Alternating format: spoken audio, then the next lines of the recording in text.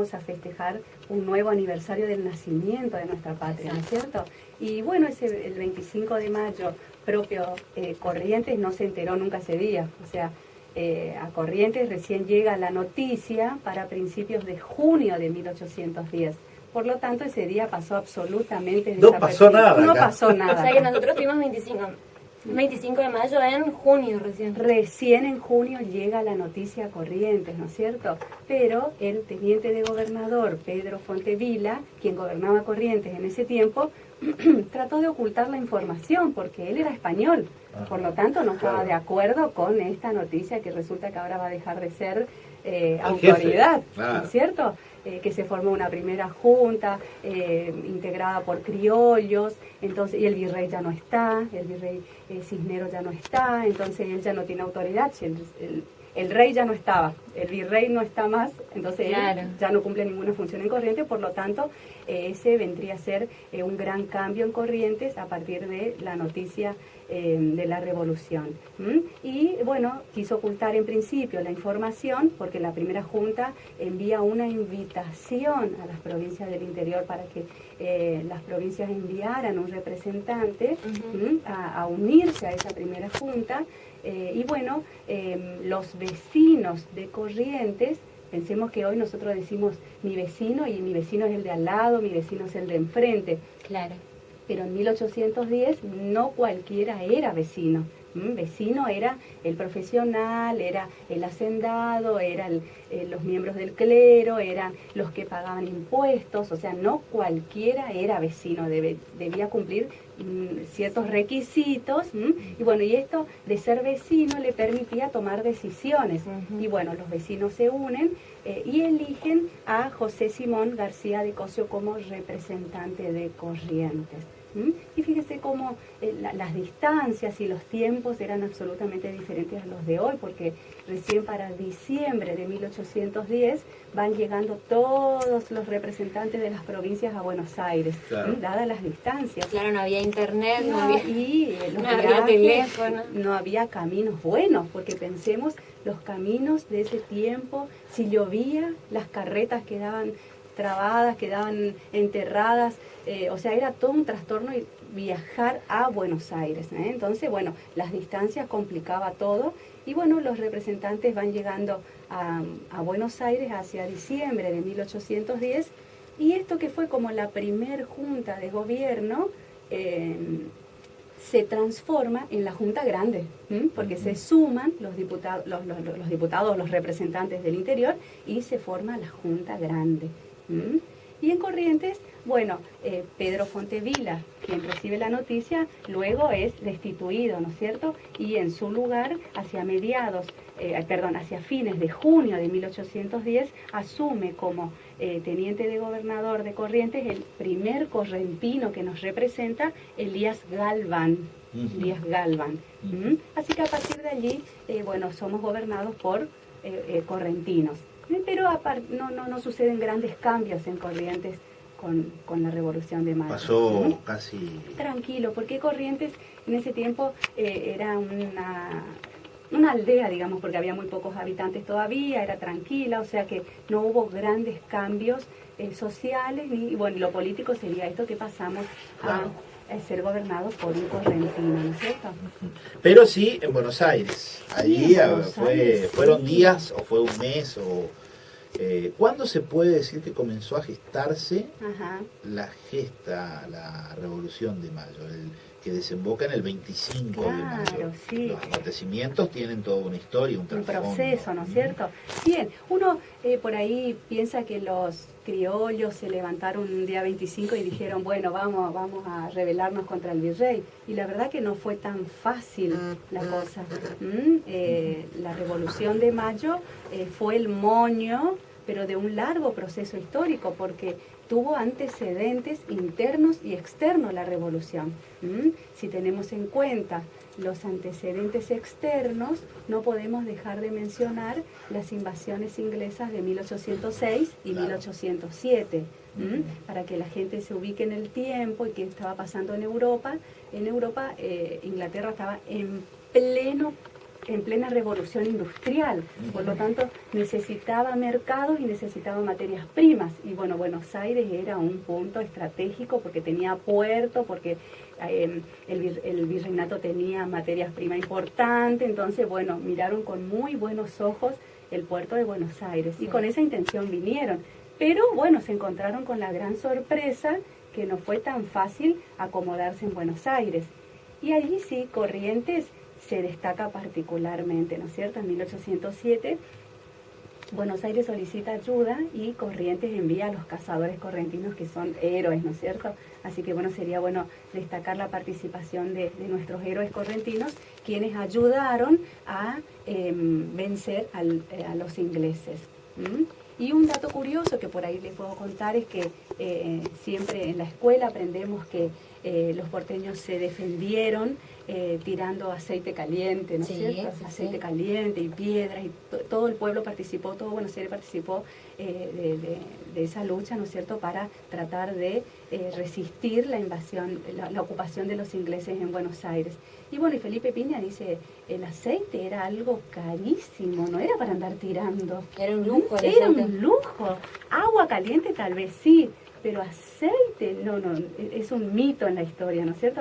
Hay mitos por ahí en la historia que se perpetúan como una verdad, y no, esto lo del aceite verdaderamente es imposible pensar porque era un producto muy caro y que no estaba al alcance de todos, no menos para andar tirando, ¿no es cierto? Así que bueno. Y en la escuela estudiamos, por lo menos nos muestran la foto del cabildo, de la gente con paraguas. ¿Llovió el 25 de mayo? Ese es otro de los mitos, ¿no es cierto?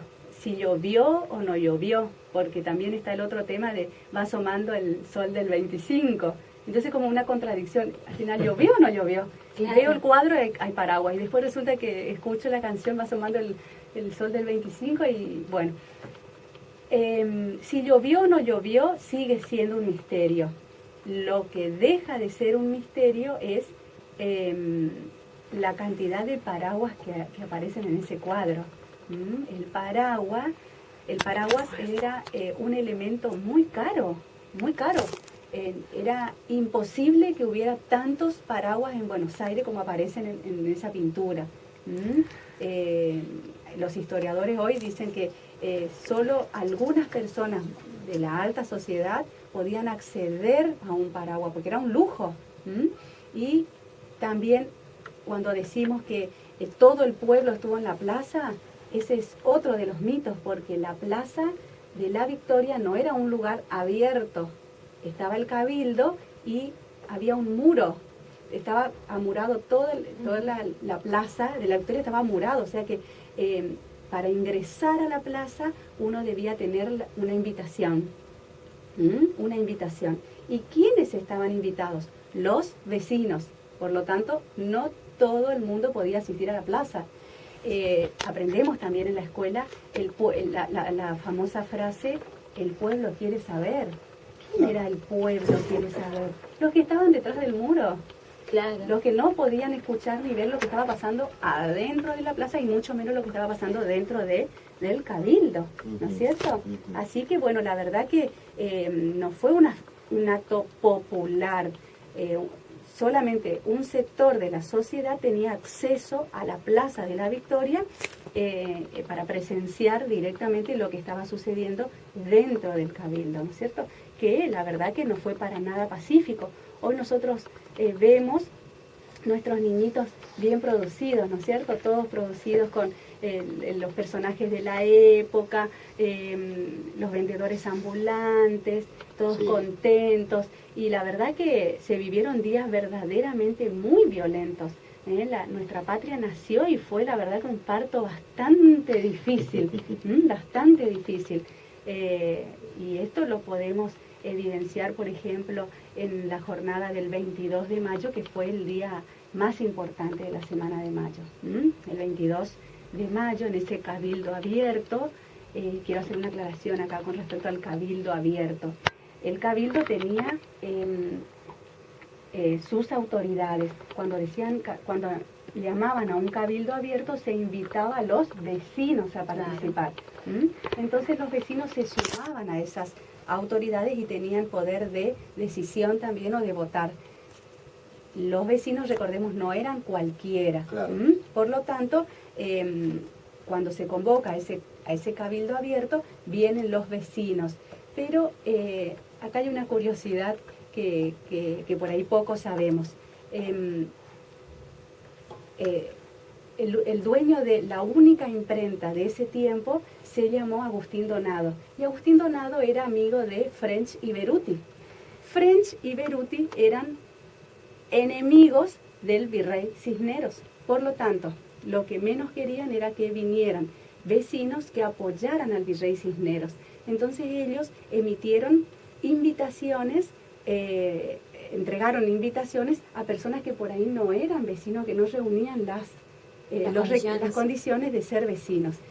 Entonces entraron algunos colados también a la plaza. Entraron algunos colados. Y cuando yo digo French y Beruti, por ahí tenemos eso de que French y Beruti eran buenos, que repartían escarapelitas en la plaza, ¿no es cierto? Aprendemos eso en la primaria. Y la verdad que French y Beruti eran los chisperos, eran los líderes de lo que se llamó como la Liga Infernal. Imagínense, el nombre ya determina qué características tenía este grupo, ¿no es cierto? Y esta Liga Infernal, integrada por 600 hombres, estaban armados en la plaza, decididos a atacar al cabildo para deshacerse. Si por las buenas no se podía, ellos por las malas lo iban a lograr, ¿no es cierto? Claro. Deshacerse definitivamente del virrey Cisneros. Así que la verdad que hay cosas de la revolución que van saliendo a la luz con el tiempo, felizmente, y nos podemos enterar que fue verdaderamente un movimiento violento. Y este 22, el Cabildo del 22, bueno, estaba la Liga Infernal con sus 600 hombres armados, esperando la señal de Manuel Belgrano, que fue un hombre súper ubicado, diplomático, pero Manuel Belgrano también quería que el virrey Cisneros se vaya, por lo tanto, claro, si la cosa se ponía mala y el virrey Cisneros se resistía a irse, bastaba la señal de Manuel Belgrano desde la ventana del Cabildo para que esta Liga Infernal entre al Cabildo, ¿no es cierto? Así que la verdad que esa discusión del 22 fue bastante acalorada y se destacan, por supuesto, el obispo Luis Riera, partidario de la permanencia del virrey Cisneros, y se destaca Castelli, el primo de Belgrano, quien fue un gran orador en la historia, y él sí estaba absolutamente en contra de la permanencia de Cisneros en el poder.